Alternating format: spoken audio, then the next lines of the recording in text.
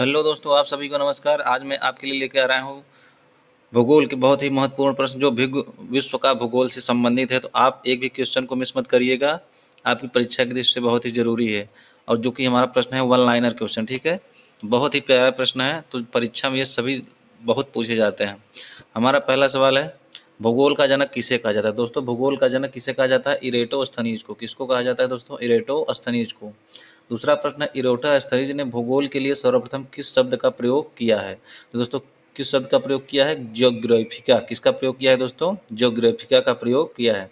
आगे देखते हैं, भूगोल के नामकरण एवं इसको प्राथमिक स्तर पर व्यवस्थित स्वरूप प्रदान करने का श्रेय किसको जाता है? दोस्तों, यूनान के निवासियों को जाता है। किसको जाता है दोस्तों? यूनान के निवासियों को इसका श्रेय जाता है। आगे देखते हैं, हकेटियस हकेटियस ने कौन सी पुस्तक में सर्वप्रथम भौगोलिक तत्वों का क्रमबद्ध समावेश किया था? दोस्तों, किस पुस्तक में किया था? जस पीरियोडस अर्थात पृथ्वी का वर्णन। इस पुस्तक में पृथ्वी के भौगोलिक तत्वों का वर्णन किया था, ठीक है। अगला प्रश्न है, सर्वप्रथम विश्व का मानचित्र मापक पर किसने बनाया था? दोस्तों, मानचित्र मापक पर किसने बनाया था? एनेक्सीमेंडर ने। किसने बनाया था दोस्तों? एनेक्सीमेंडर ने। आगे देखते हैं, अध्ययन के लिए स्वतंत्र विषय के रूप में भूगोल को मान्यता कब मिली? दोस्तों, भूगोल को मान्यता कब मिली थी? 19वीं शताब्दी में। कब मिली थी दोस्तों? 19वीं शताब्दी में। आगे देखते हैं, भूगोल भूगोल पृथ्वी की झलक को स्वर्ग में देखने वाला आभामय विज्ञान है। यह कथन किसका है? तो दोस्तों, यह कथन टालेमी का है। किसका है दोस्तों? टालेमी का। आगे देखते हैं, भूगोल में पृथ्वी के उस भाग का अध्ययन किया जाता है जो मानव के रहने का स्थान है। यह कथन किसका है? दोस्तों, यह कथन है आर्थर होम्स का। किसका है दोस्तों? आर्थर होम्स का। आगे बढ़ते हैं दोस्तों, मिस मत करिएगा, एक भी प्रश्न बहुत ही इंपॉर्टेंट क्वेश्चन है। आगे देखते हैं, भूगोल पृथ्वी को केंद्र मानकर अध्ययन करने वाला विज्ञान है। बहुत ही प्यारा क्वेश्चन है दोस्तों। भूगोल पृथ्वी को केंद्र मानकर अध्ययन करने वाला विज्ञान है। यह शब्द किसके हैं? तो दोस्तों, यह शब्द किसके हैं? वारेनियस के। किसके हैं दोस्तों? वारेनियस के। आगे देखते हैं, भूगोल भूतल अध्ययन है। यह कथन किसका है दोस्तों? यह कथन है कांट का। किसका कथन है दोस्तों? कांट का। आगे देखते हैं, वर्तमान भूत की कुंजी है। तो यह कथन किसका है दोस्तों? जेम्स हट्टन का। किसका है दोस्तों? जेम्स हट्टन का। आगे देखते हैं, मानव भूगोल का पिता किसे कहा जाता है? दोस्तों, मानव भूगोल का पिता कार्ल रीटर को कहा जाता है। किसको कहा जाता है दोस्तों? कार्ल रीटर को। आगे बढ़ते हैं, मानव पृथ्वी पर निवास करता है, अतः वह पृथ्वी पर निर्भर है। यह किसने कहा था? दोस्तों, यह किसने कहा था? जीन बुन्स ने कहा था। किसने कहा था दोस्तों? जीन बुन्स ने। आगे बढ़ते हैं,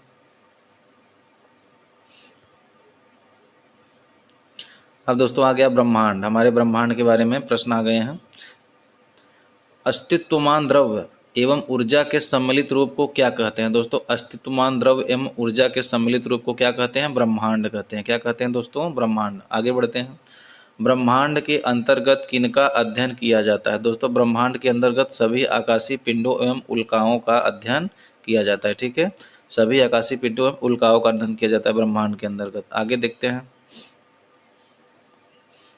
आधुनिक विचारधारा के अनुसार ब्रह्मांड के कितने भाग हैं? तो दोस्तों, आधुनिक विचारधारा के अनुसार ब्रह्मांड के दो भाग हैं, वायुमंडल और अंतरिक्ष, ठीक है दोस्तों, वायुमंडल और अंतरिक्ष। आगे बढ़ते हैं, सामान्य स्थिति सिद्धांत के प्रतिपादक कौन थे? तो दोस्तों, सामान्य स्थिति सिद्धांत के प्रतिपादक बेल्जियम के खगोलविद एवं पादरी एव जॉर्ज लेमेंटर थे। कौन थे दोस्तों? जॉर्ज लेमेंटर। कौन थे दोस्तों?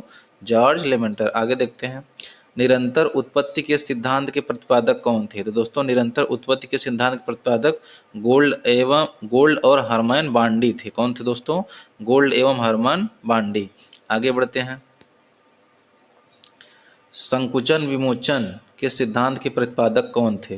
तो दोस्तों, संकुचन विमोचन के सिद्धांत के प्रतिपादक डॉक्टर एलन सैंडिस थे। कौन से दोस्तों? Doctor Alan Sandis. आगे बढ़ते हैं, ब्रह्मांड का व्यास कितना है? तो दोस्तों, ब्रह्मांड का व्यास 10 की पावर 8 प्रकाश वर्ष है। कितना है दोस्तों? 10 की पावर 8 प्रकाश वर्ष। आगे बढ़ते हैं, तारों का ऐसा समूह जो धुंधला सा दिखाई पड़ता है तथा जो तारा निर्माण प्रक्रिया की शुरुआत का गैस पुंज है, क्या कहलाता है? दोस्तों, क्या कहलाता है? मंदाकिनी या गैलेक्सी। क्या कहलाता है दोस्तों? गैलेक्सी। आगे बढ़ते हैं, पृथ्वी की मंदाकिनी को क्या कहते हैं? दोस्तों पृथ्वी की मंदाकिनी को दुग्ध मेखला या आकाशगंगा, मिल्की वे कहते हैं। क्या कहते हैं दोस्तों? मिल्की, दुग्ध मेखला या आकाशगंगा, इंग्लिश में मिल्की वे कहते हैं। आगे बढ़ते हैं। इस मंदाकिनी का कितना भाग सर्पिलाकार है? दोस्तों इस प्रश्न का क्या कहना है कि इस मंदाकिनी का कितना भाग सर्पिलाकार है? दोस्तों 80%। कितना भाग सर्पिलाकार है दोस्तों? 80%। आगे बढ़ते हैं। इस मंदाकिनी को सबसे पहले किसने देखा था? तो इस मंदाकिनी को सबसे पहले किसने देखा दोस्तों? गैलीलियो ने। किसने देखा था? गैलीलियो ने इसको सबसे पहले देखा था। ठीक है, आगे बढ़ते हैं।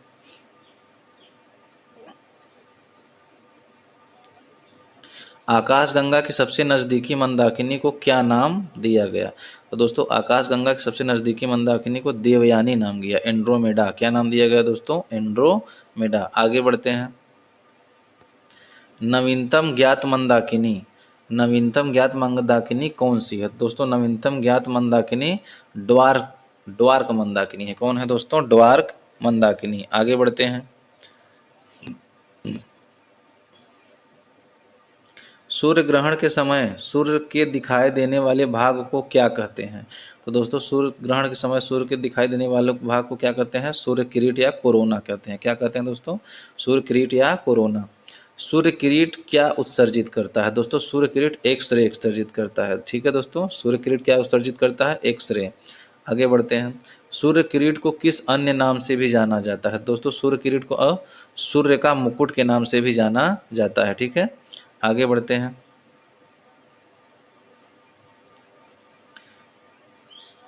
सूर्य किरीट से प्रकाश की प्राप्ति कब होती है? तो दोस्तों सूर्य किरीट से प्रकाश की प्राप्ति पूर्ण सूर्य ग्रहण के समय होती है। ठीक है, आगे बढ़ते हैं। सूर्य की उम्र कितनी है? तो दोस्तों सूर्य की उम्र 4.6 बिलियन वर्ष है। कितना है दोस्तों?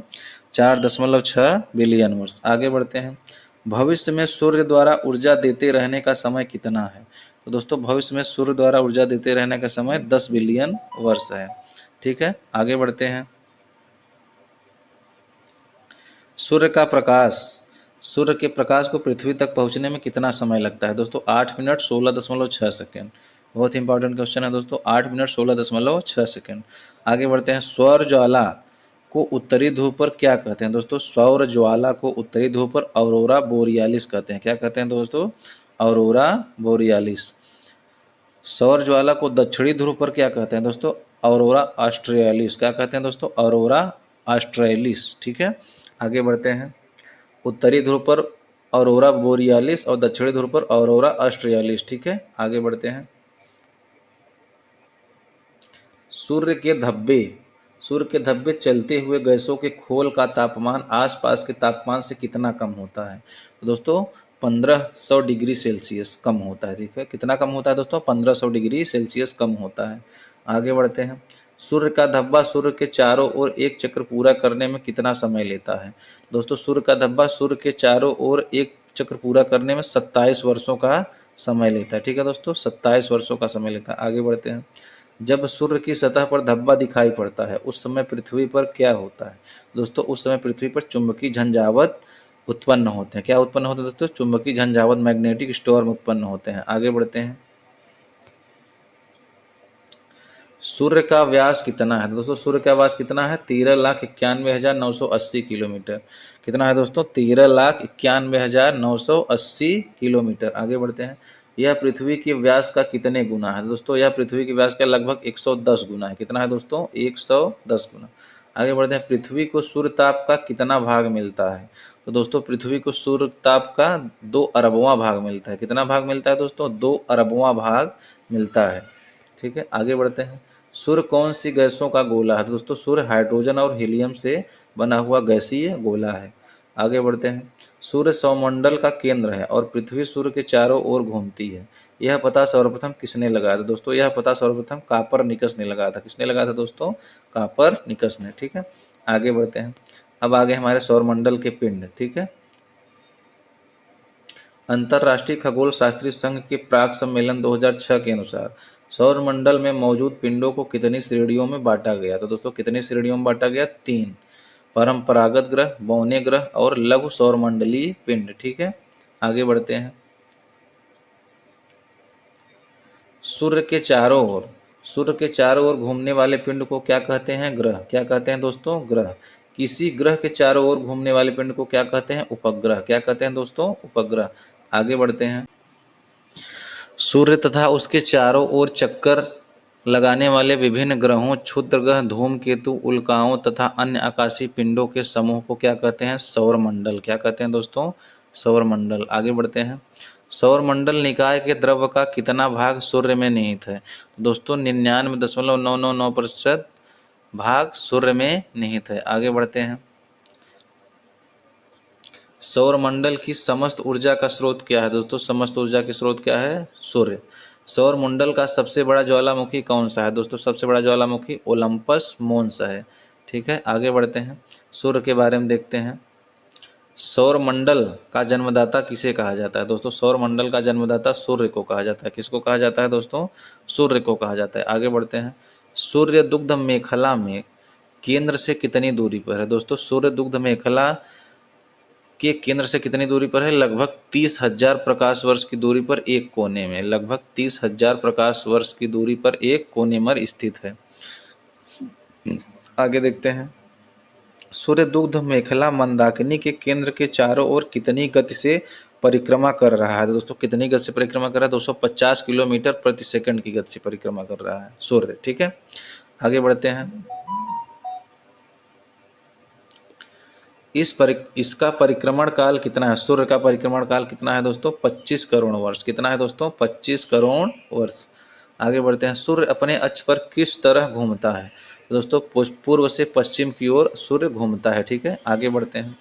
इसका मध्य भाग कितने दिनों में घूर्णन करता है? दोस्तों इसका मध्य भाग 25 दिनों में घूर्णन करता है। आगे बढ़ते हैं। इसका ध्रुवीय भाग कितने दिनों में घूर्णन करता है? इसका ध्रुवीय भाग 35 दिनों में घूर्णन करता है। ठीक है, आगे बढ़ते हैं। सूर्य क्या है? तो दोस्तों सूर्य क्या है? एक प्रकार का गैसीय गोला है। ठीक है, इसको हम तारा भी कहते हैं। सूर्य एक तारा भी है। ठीक है, सूर्य में कितने प्रकार की गैसें हैं? दोस्तों सूर्य में हाइड्रोजन 71%, हीलियम 26.5% एवं अन्य तत्व 2.5% है। ठीक है, आगे बढ़ते हैं। सूर्य का केंद्रीय भाग क्या कहलाता है? दोस्तों क्रोड कहलाता है। क्या कहलाता है? क्रोड। क्रोड का तापमान कितना होता है? दोस्तों क्रोड का तापमान लगभग 15,000 डिग्री सेल्सियस होता है। ठीक है, आगे बढ़ते हैं। सूर्य की बाहरी सतह का तापमान कितना होता है? सूर्य की बाहरी सतह का तापमान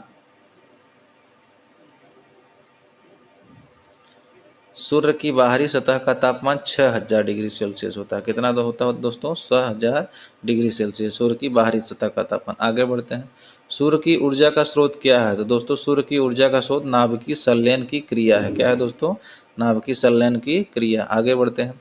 सूर्य की दीप्तिमान सतह को क्या कहा जाता है? दोस्तों सूर्य की दीप्तिमान सतह को क्या कहते हैं? प्रकाश मंडल, फोटोस्फीयर। क्या कहते हैं दोस्तों?